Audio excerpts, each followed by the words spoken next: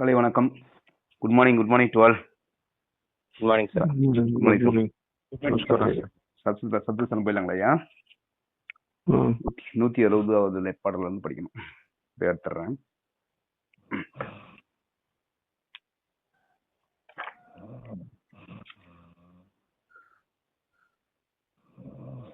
போன வாரம் எதில் முடிச்சோம்னா, இரவா வரமளித்து என்னை மேலேற்றிய அறவாழியாம் தனி அற்புதம் ஜோதி. எதில் ஆரம்பிக்கணும்னா, நானந்தம் இல்லா நலம் பெற எனக்கே ஆனந்தம் நல்கிய அருட்பெரும் ஜோதி. நானந்தம் இல்லா நலம் பெற எனக்கே ஆனந்தம் நல்கிய அருட்பெரும் ஜோதி. ஆனந்தம் முடிவு இல்லாத, நான் அந்தம், அந்தம்ன்றது முடிவு, நான் அந்தம் இல்லாத, முடிவில்லாத. நலம் பெற எனக்கே, நலம்னாக்கா உடல் நலம்.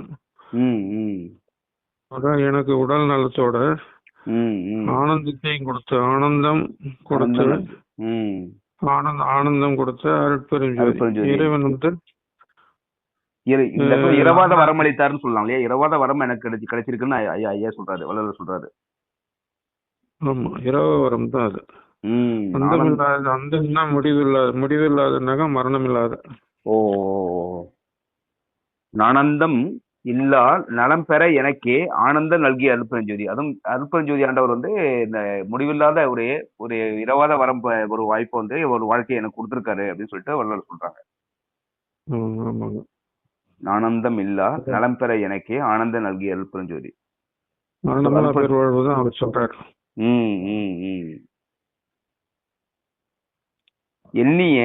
எண்ணியாங்கு ஏற்றுக என்று என்னை அன்னியுள் ஓங்கும் அருட்பெருஞ்சோதி.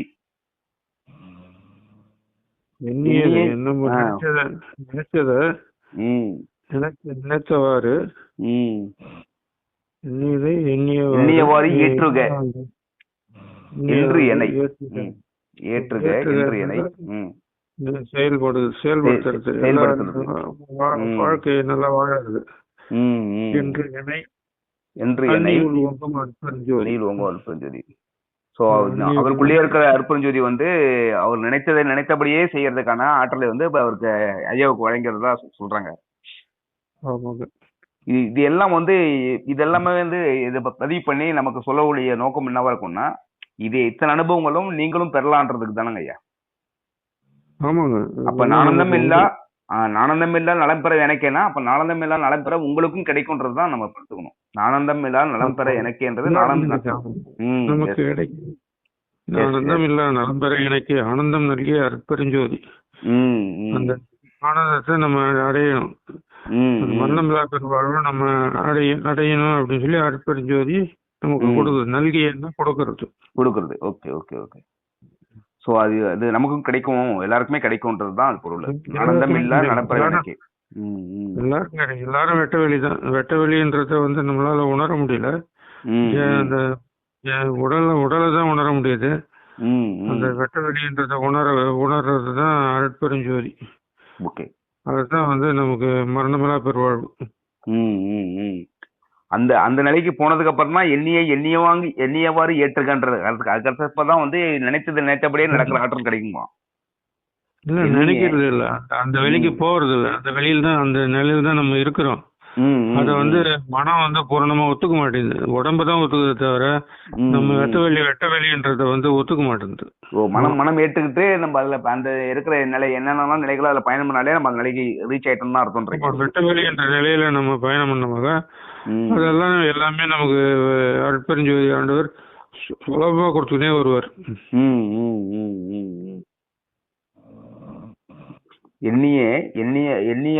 எண்ணியாங்கு ஏற்றுக என்று என்னை அன்னியுள் ஓங்கும் அருட்பெருஞ்சோதி. எண்ணியதெல்லாம் நீ நடத்தலாம், எண்ணியதெல்லாம் கிடைக்கும் அப்படின்னு சொல்லி திட்டவட்டமா சொல்றாரு. அது அடுத்த குறள் பாத்தீங்கன்னா, மேயினை மெய்ப்பொருள் விலங்கினை நீ அது ஆயினை என்றருள் அருட்பெருஞ்சோதி. மேயினை மெய்ப்பொருள் விலங்கினை நீ அது.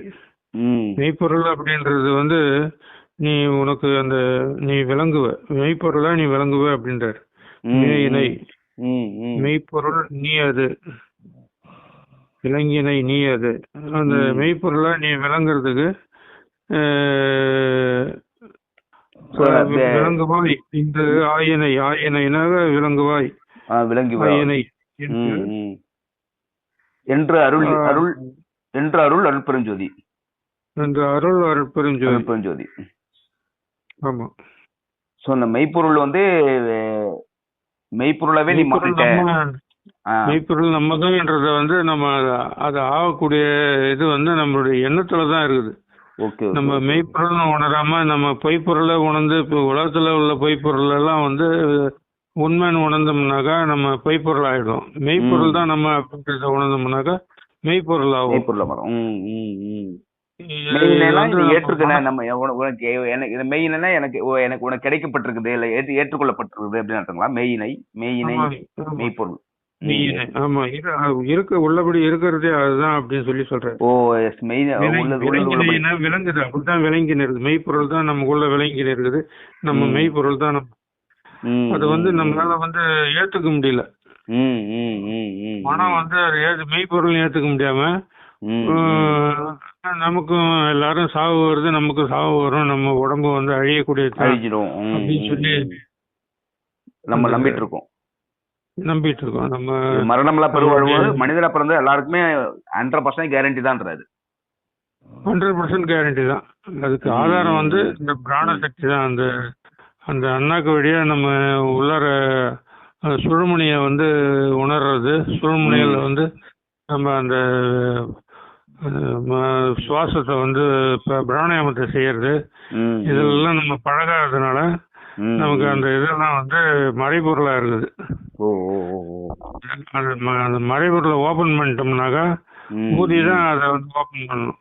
அது நெருப்பு வந்து நெருப்புல ஊதனாதான் கணிஞ்சு அங்க இருக்கிற அந்த மறைப்புகள்லாம் நீங்க அந்த நினைவுன்ற மறைப்பே போகணும். 7 திரைகள் ஆகிய அந்த நினைவுகள் 7 நினைவுகள் நமக்கு மறைச்சிக்கின்னு நம்ம ஜோதி நமக்குள்ள இருக்குது, நாம ஜோதி அப்படின்றத வந்து உணர விடாம தடுத்துக்கிட்டு. அதை வந்து நம்மளே தான் அதை ஓபன் பண்ணிக்கணும். அடுத்த குறள் போயிடலாம். எண்ணீர் செழுந்தேன் இனிப்பான அமுதம். எண்ணில் செழுந்தேன் இனிய தெல்லமுது என அன்னித்து இனிக்கும் அருட்பெருஞ்சோதி. இனிக்கும் அருட்பெருஞ்சோதி. அமுதம் வந்து நம்ம உடம்புக்குள்ள வந்து ஊறி அந்த அண்ணாக்கு வழியா இறங்கி இனிப்பா இருக்குது. இனிப்பா இறங்கும் போது இனிப்பா இருக்குன்னு சொல்றாரு.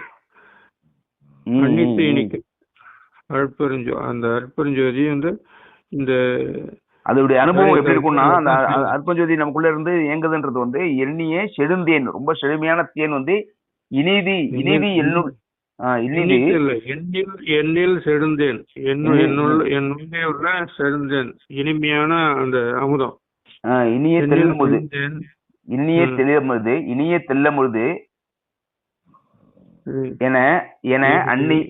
என அன்னித்து இனிக்கும் அருட்பெருஞ்சோதின்றாங்க. இனிய தெல்லமுத எண்ணில் செழுந்தேன், இனிய என் உள்ளத்தே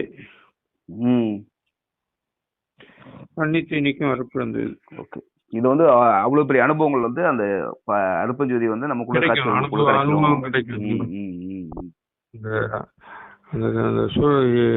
இடகல பிங்கல என்ற நாடியில வழியா இந்த சுழுமுனையை அடைஞ்சு அதுக்குள்ள நம்ம அதுல வாசம் பண்ணக்குள்ள தியானம் பண்ணக்குள்ள இந்த தேன் எல்லாம் கிடைக்கும், அந்த அமுதம் எல்லாம் கிடைக்கும் நமக்கு. அமுதியான அனைத்து இனிக்கும் அருட்பெருஞ்சோதி. அடுத்த குறள். சிந்தையில் துன்புழி சிவம் பெருக எனத்தொழில் ஐந்தையும் எனக்கருள் அருட்பெருஞ்சோதி. சிந்தையில் துன்பத்தை தான் நம்ம விஷயம் இருக்கும். சிந்தையில் துன்பொழி, துன்பத்தை ஒழிக்கணும். துன்பம் எல்லாம் வாழ்க்கை அப்படின்னு சொல்லி துன்பம் அடைஞ்சிக்கினே இருக்கிறோம். அதை வந்து ஒழிச்சு அதை மனசை அதுல இருந்து வெளியே கொண்டு வரணும். சிவம் பெருக சிவன் தானே, ஈஸ்வரன் தானே. வெட்ட வெளிதான், சுத்த வெளிதான். நீ அதை வந்து உணரணும். Okay okay okay okay. சிந்தையில் துன்பொழி சிவம் பெறுகிற தொழில் ஐந்தையும் எனக்கருள். ஐந்தையும் எனக்கருள் அருட்பெருஞ்சோதி. ஸோ இந்த ஐந்தொழில் படைத்தல், காத்தல், தூசி நீக்குதல், தூசி நீக்குதல், அப்புறம் வந்து குற்றம் நீக்குவித்தல், தூசி நீக்குதல், குற்றம் நீக்குதல் ரெண்டு ஒன்று தாங்க ஐயா. விளக்கம் செய்வித்தல், குற்றம் நீக்குதல், குற்றம், அப்புறம் விளக்கம் செய்வித்தல், அப்புறம் அருளல், அருளல், அறிவு, கரெக்டா அறிவு, கரெக்டா அறிவு எழுது, கரெக்டா தான் கடைசியா அந்த அறிவு இருக்கின்றாங்க. ஸோ இந்த ஐந்தொழிலும் சேர்த்துக்கூடிய ஆற்றல் வந்து கிடைச்சிடலாம். ஸோ நம்ம ஃபர்ஸ்ட் இதுல அதுலயே பாத்தீங்கன்னா ப்ராசஸ் சொல்ற மாதிரி தெரியுது. ஐந்தொழிலுக்கான ப்ராசஸ் வந்து இறைவன் செய்யறதுக்கும் இந்த அருட்பெருஞ்சோதி ஆண்டவர் இவருக்குள்ள வந்து சொல்றதுக்கும் வித்தியாசம் பாத்தீங்கன்னா, படைத்தல், காத்தல், குற்றம் நீக்குவித்தல்ன்றாங்க. ஸோ அது என்ன குற்றம்ன்றத குற்றம் களைதல்ன்றார். குற்றம் களைதல், அதுக்கப்புறம் மட்டும் கொண்டு வர்றது. உடம்புல உள்ள மாசுகள்லாம் அசுத்தங்கள் சேர்ந்துக்கினே இருக்குது. அசுத்தங்களை நீக்கணும். அதுக்கு அந்த நெருப்பு தான், இந்த உள்ள உஷ்ணம் தான் அந்த எல்லாத்தையும் செய்யும். உஷ்ணத்தை விட்டுட்டோம்னாக்கா அந்த குற்றம் வந்து அதிகரித்து மரணம் சம்பவிச்சிடும். ஸோ அதுக்கப்புறம் பார்த்தீங்கன்னா அதை வந்து பாதுகாத்தல், அப்புறம் வந்து அறிவு விருத்தி செய்தல், அதுக்கப்புறம் அறிவு விருத்தி செய்து தான் வந்து இப்போ மரணமல்லா பெருவாழ்வு கிடைக்குதுன்ற மாதிரி கொடுக்குறாங்க. ஆமாங்க, அறிவு விருத்தியாக மரணமல்லா பெருவாழ்வு தான். அடுத்த குறள் பார்த்தீங்கன்னா இதான் கடைசி. எங்கெங்கு இருந்து உயிர் ஏதேதி வேண்டினும் அங்கங்கு இருந்தருள் அருட்பெரும் ஜோதி. உயிர் எங்க இருந்தாலும் இறைவன் வந்து எல்லா இடத்துலயும் நிறைஞ்சவனா இருக்கிறாரு. அங்க எங்க இருந்த உயிர்கள் வந்து எங்கெங்கு இருந்து உயிர் ஏதேது வேண்டினும், என்ன வேணும், தனக்கு என்ன வேணும், எனக்கு தனக்கு தேவை எதுன்னு சொல்லி நினைச்சதுன்னா அப்படியே அதை வந்து அங்கேயே வந்து இறைவன் கொடுக்குறாரு. அதுக்கப்புறம் ஒரு இடம், காலம், நேரம், சூழ்நிலை எல்லாம் கிடையாது. நீ இருக்கிற இடத்துலயே வந்து இறைப்பொருள் வந்து உனக்கு அருள் பண்ணிக்கினே இருக்குது, அது கொடுத்துக்கினே இருக்குது. அப்படி ஒரு அமைப்பு தான் வந்து அந்த வெட்டவெளி என்ற செயல்பாடு. வெட்டவெளி தான் இறைவன். வெட்டவெளி எங்கு நிறைஞ்சிருக்குது, நீ எங்கெங்க இருந்து ஏதேது வேண்டினும், எங்க இருந்து நீ வேணாலும் அந்த வெட்டவெளியாக இறைவன் அங்கங்க இருந்துக்குன்னா அப்படியே அருள் புரிஞ்சுக்கினே இருக்குது. இதை வந்து சரியா புரிஞ்சுக்கணும்னா சூப்பரா வந்து இன்னைய காலகட்டத்தை பாத்தீங்கன்னா யாரு என்னென்னவா நினைக்கிறாங்களோ அதுதான் உங்களுக்கு நடந்துட்டு இருக்கு நினைப்பு. அதாவது நம்ம நினைப்பு தான் நமக்கான பழப்பு கொடுக்குதுன்றதுக்கான பொருள் தான் இது. நம்ம வந்து நல்லதை நினைச்சோம்னா கண்டிப்பா எல்லாமே நல்லா இருந்துக்கலாம். எல்லாமே நல்லதை நினைக்கிறவங்க கம்மியா இருக்கிறதுனால எல்லாருமே மரணம் நோக்கி போறாங்க. எங்கெங்க இருந்து உயிர் நான் அழிஞ்சிட போறேன்னு நானே நினைக்கிறேன், அதனால மரணம் எனக்கு கிடைச்சிடுதுன்றதுதான் பொருளா இருக்கு. மனம் போல மாங்கல்யம். மனசு வந்து எப்படிலாம் நினைக்குதோ அப்படிலாம் நிகழ்ந்துக்கினே இருக்குது. எனக்கு வேணும்ன்றத வந்து உரிமையோட கேட்கறதுக்கு நமக்கு அந்த மனம் உண்டாகல, மனசுக்கு தெரியல. அது மனம் உணராதனால திருச்சிற்றம்பலத்துல இறைவன் இருக்கிறாரு அப்படின்றத உணர்ந்து அந்த உணர்ச்சியோட வந்து தகப்பன்கிட்ட கேட்கற மாதிரி அதை கேட்கறதுக்கு நமக்கு வந்து மனசுக்கு வந்து தெரியல. ரைட். பாடல் மட்டும் ஒரு தடவை படிச்சாங்களா? திரும்ப ஒரு தடவை படிக்கல. எண்ணியாங்கு ஏற்றுக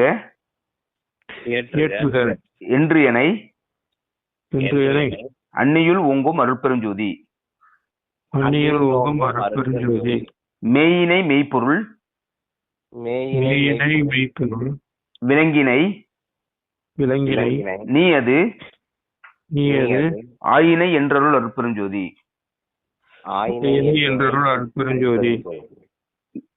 எண்ணில் செழுந்தேன் இனிய தெல்லமுது என அன்னித்து இனிக்கும் அருட்பெருஞ்சோதி. சிந்தையில் துன்பொழி சிவம் பெருக